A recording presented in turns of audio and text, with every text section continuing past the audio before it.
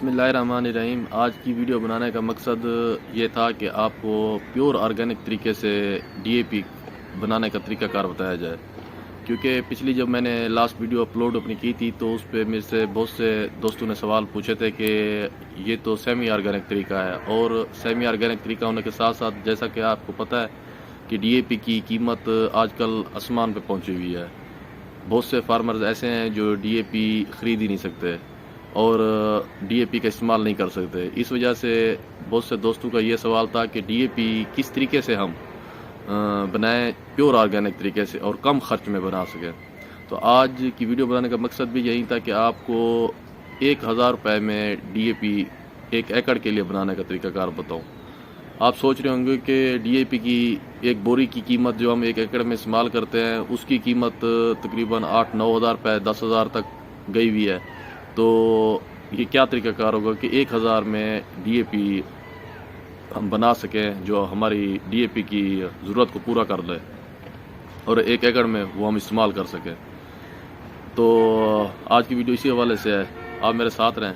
अच्छा, सबसे पहले मैं आपको बता दूं कि इस फार्मूले के अंदर ये पूरा प्योर ऑर्गेनिक तरीक़ाकार है जिसे आप डीएपी बना सकते हैं और बहुत ही सस्ता तरीक़ाकार है एज़ कम्पेयर टू डीएपी की। अगर आप केमिकल के हवाले से मैं अगर कहूँ तो डीएपी की बोरी ख़रीदें तो उस हवाले से बहुत ही सस्ता ये फार्मूला है।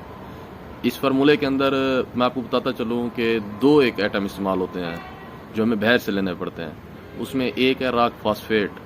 ये राक फास्फेट एबटाबाद वाली साइड से निकलती है और मैश की हालत में हमारे पास पहुंचती है, जो पाउडर की हालत में हमारे तक पहुंचती है। अच्छा, ये आप कहेंगे कि मैश क्या चीज़ है, तो मैश के हवाले से मैं आपको बता दूं कि ये पाउडर या उसकी वो फार्म जिसमें वो बहुत ज़्यादा पिसा हुआ हो तो उसको मैश कहते हैं। मैश के भी मुख्तलिफ साइज़ होते हैं, कुछ ज़्यादा मैश के होते हैं और कुछ कम मैश के। इसके लिए जो आइडियल है वो तो है 200 या 200 मैश साइज़ हो। अगर 200 से भी ज़्यादा मैश साइज़ हो तो वो ज़्यादा बेहतर है। इससे कम हो तो वो ये है कि हल होते हुए उसको टाइम ज़्यादा लगता है। इस फार्मूले को बनाते हुए आपको टाइम ज़्यादा लगेगा। इसके अलावा इसका कोई मसला नहीं है, चाहे ये जितनी भी इसका कम मैश भी हो तो उसका हर्ज किसी किस्म का नहीं है। अच्छा, तो आपको बता रहा था कि ये एबटाबाद साइड से हमें मिलता है। तो एबटाबाद साइड से जब ये आता है तो इसका 170-180 मैश साइज़ होता है। अच्छा, इसके साथ हमें सल्फ़र की भी ज़रूरत पड़ती है, जो वो भी हमें तकरीबन मैश साइज़ में ही मिलता है, और उसका मैश साइज़ जो पाकिस्तान में मिलता है वो तकरीबन 3-100 है और ये बेहतरीन मैश साइज़ है सल्फ़र का।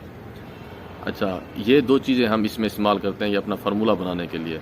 अच्छा, इसके साथ साथ मैं आपको ये बताता जाऊँ कि इसके जो फ़ायदे हैं इसका फ़ायदा एक तो ये है कि इसकी पीएच बहुत कम होती है। इसकी पीएच जब ये हम बनाते हैं तो इसकी तकरीबन 5.5 पीएच है, जबकि डीएपी की आपको पता होगा पीएच 8 है।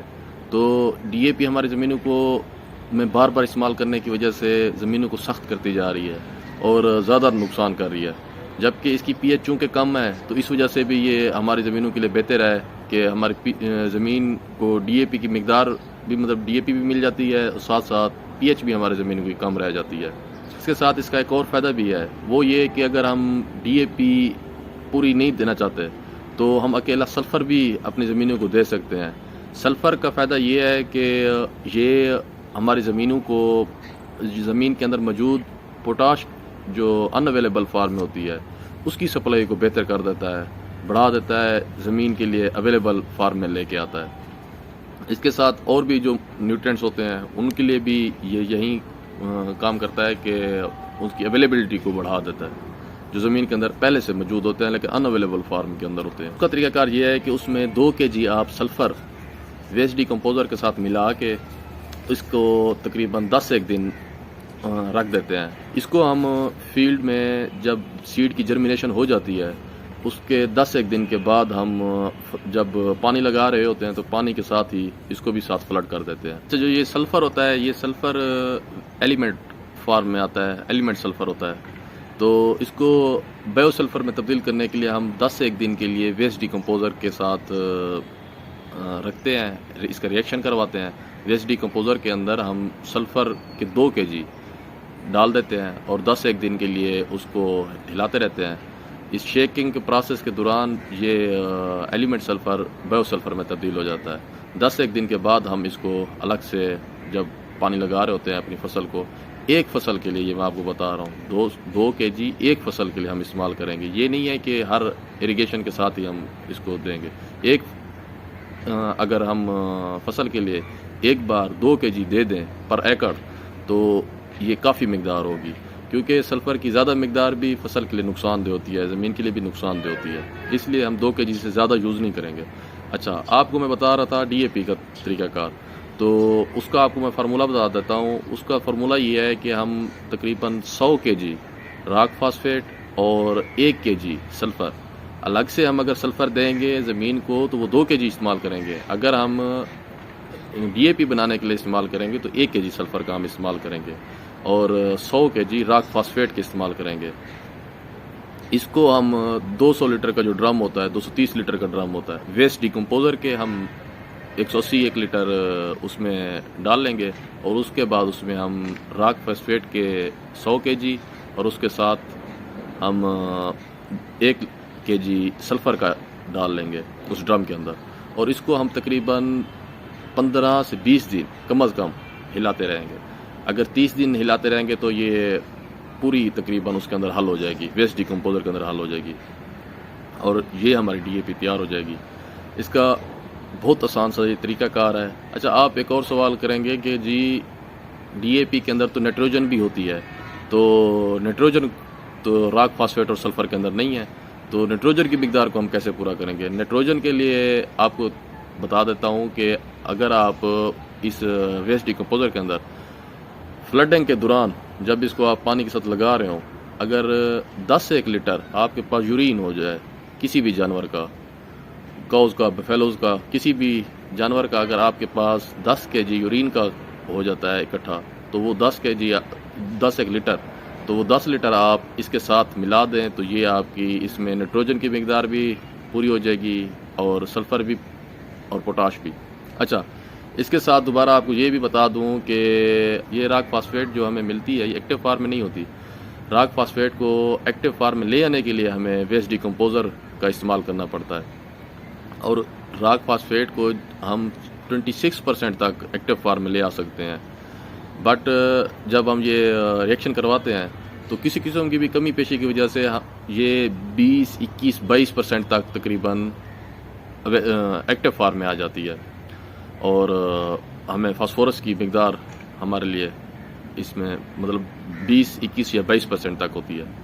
تو یہ 1001 روپے کا آپ کا خرچہ ہے۔ اس میں جو راک فاسفیٹ ہے، سلفر تقریباً مل جاتا ہے 40 روپے کلو، 50 روپے کلو، بٹ جو راک فاسفیٹ ہے، راک فاسفیٹ آپ کو ملتی ہے 6000 روپے کے 25 من، یعنی کہ 1 ٹن تقریباً، اور یہ 1 ٹن جو ہے تقریباً 12 ایکڑ کے لیے کافی ہوتا ہے۔ اب آپ خود اندازہ لگا سکتے ہیں، جب DAP کی ایک بوری آپ لیتے ہیں تو وہ تقریباً آپ کو 9000 روپے کی، 8000 روپے کی پڑے، جبکہ اس میں آپ دیکھیں تو 1 kg سلفر کا ہے جو 40 روپے kg، آپ 40 روپے نہ لگیں، اس کو 100 روپے kg لگا لیتے ہیں، اور راک فاسفیٹ 25 من آپ کو مل رہی ہے 6000 روپے میں، یعنی کہ اس کی آپ ایوریج بنائیں تو تقریباً 1000 روپے کا ہی خرچہ آپ کا میکسیمم جا کے پڑتا ہے، waste decomposer, sulphur plus rock phosphate 1 ایکڑ کے لیے۔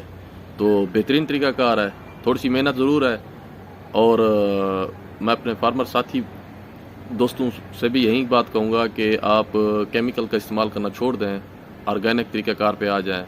جتنا بھی میرے سے ہو سکے گا میں آپ کو گائیڈ کرتا رہوں گا، مگر آپ آرگینک طریقہ کار سے جب اپنی کھیتی کریں گے، کاشت کریں گے، تو اس کا فائدہ آپ کو یہ ہوگا کہ انوائرمنٹ کو صحت مند بنانے میں اپنا کردار ادا کریں گے، اور جو بھی آپ خوراک استعمال کریں گے یا تیار کریں گے وہ بھی پوری کی پوری صحت مند ہوگی، اور اس کے ساتھ ساتھ آپ سوائل پہ بھی احسان کریں گے، جو آپ کی فیلڈ ہے اس پہ بھی احسان کریں گے۔ وہ احسان کس صورت میں کریں گے؟ میکروبز جو پیدا ہوں گے زمین کے اندر، ان پہ آپ احسان کریں گے کہ ان کی زندگی کے ساتھ نہیں کھیلیں گے، ان کے لیے ایک موافق ماحول پیدا کر دیں گے جس کے ساتھ آپ کی زمین کے اندر میکروبز پیدا ہوں گے جو اپنی ایکٹیویٹیز کو جاری رکھیں گے۔ اس سے فائدہ یہ ہوگا کہ آپ کی سوائل بہتر ہوتی جائے گی دن بدن۔ آج کے لیے بس اتنا ہی۔ انشاءاللہ آپ کے کوئی اور کوشچن ہو تو میرے سے آپ پوچھ سکتے ہیں، کمنٹ سیشن میں آپ پوچھ سکتے ہیں، تو اس کے اوپر بھی انشاءاللہ نیکسٹ ویڈیو بنا دیں گے۔ آج تک کے لیے اتنا ہی، مجھے اجازت دیجیے، نیکسٹ ویڈیو تک کے لیے جزاک اللہ.